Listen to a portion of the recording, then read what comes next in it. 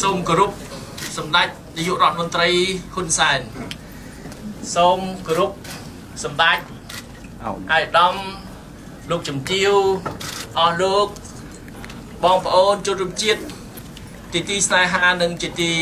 នឹករលឹកហើយដោយសារមានបងប្អូនអ៊ីស្លាមច្រើនសាឡាមអាឡៃគុំ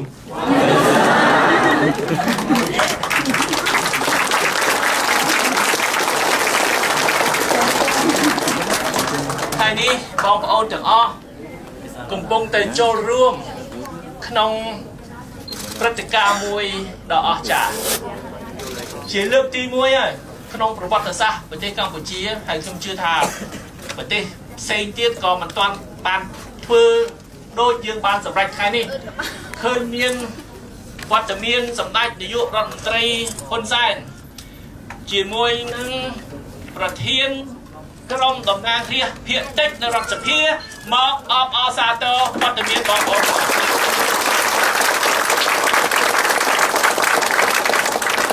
នេះជានិមិត្តរូបនៃឯកភាពជាតិអ្វីដែលយើងបានចាប់ផ្ដើមគឺសម្ដេចនាយករដ្ឋមន្ត្រីហ៊ុនសែនហើយរូបខ្ញុំសំរងស៊ីយើងបានចាប់ផ្ដើមនៅវត្តវប្បធម៌សន្តានាដែលជាទំព័រនយោបាយទំព័រជាប្រវត្តិសាស្ត្រលើឆាកនយោបាយប្រទេសកម្ពុជាគឺខ្មែរចេះគោរពគ្នាមេដឹកនាំគណៈបកនិន្នាការខុសគ្នាក៏ដោយតែចេះគោរពគ្នាទៅវិញទៅមកចេះធ្វើការជាមួយគ្នាដើម្បីផលប្រយោជន៍ជាតិរបស់យើងទាំងអស់គ្នាហើយគួរជាទីមោទនភាពសម្រាប់ខ្មែរទាំងអស់គ្នាឥឡូវនេះអន្តរជាតិប្រទេសជាមិត្តអ្នកសារព័ត៌មានមជ្ឈដ្ឋាននានាគេសម្ដែងការគាំទ្រការកោតសរសើរនិងការដឹងគុណថាខ្មែរយើង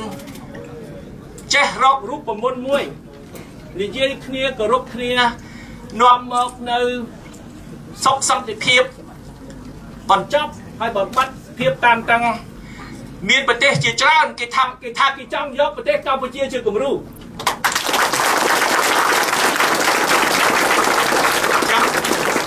ជូនសម្លេងទៅសម្ដេចនាយករដ្ឋមន្ត្រីបន្តមកទៀតសូមបងប្អូនជនជាតិខ្មែរដែលរស់នៅប្រទេសម៉ាឡេស៊ីមាន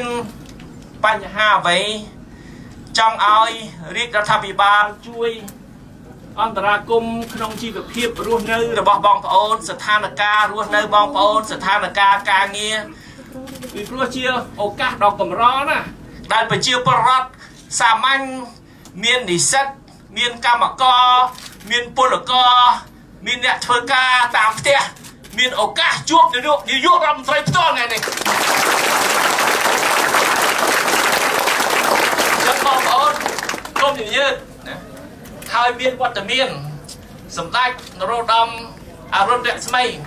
ដែលជាឯកអគ្គរដ្ឋទូតប្រជាជាតិអាចារ្យកម្ពុជាប្រចាំប្រទេសម៉ាឡេស៊ី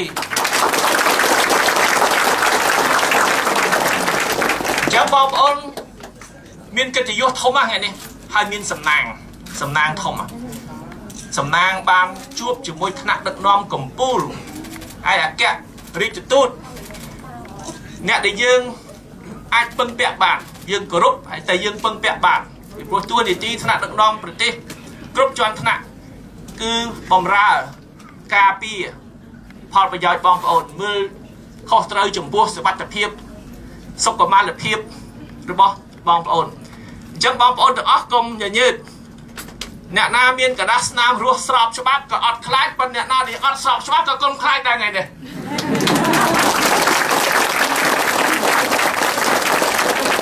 ហើយ បន្ទាប់មកហើយឃើញមានវត្តមានអ្នកសារព័ត៌មានគេតាមដានដូចខ្ញុំបានលើកឡើងបាញ់មិញគេតាមដានមើលដំបូងគេឆ្ងល់គេថាវត្តបធរសន្តានានឹងធ្វើមែនតែគេធ្វើលេងលេងតែចាំតែមើលទៅយូរទៅឃើញកាន់តែខ្លាំងឡើងឥឡូវនេះចង់យកគំរូតាមកម្ពុជាតែកម្ពុជាហូធ្លាប់ផ្ដល់ធ្វើឲ្យគេភ័យតក់ស្លុតរឿងខ្មែរក្រហមកាប់សម្លាប់គ្នាស្រាប់តែឥឡូវកម្ពុជាអាចផ្ដល់ជាគំរូល្អមួយដើម្បីឲ្យប្រទេសទាំងអស់ដែលមានគណៈបកកាន់អំណាចគណៈបកប្រឆាំងគណៈបកអីទាំងអស់ចេះស្រស់ស្រួលគ្នាយើងខ្វែងគំនិតគ្នាបែងខ្វែងចោះប៉ុន្តែសូមឲ្យគោរពគ្នាទៅវិញទៅមកហើយសូមឲ្យកសាង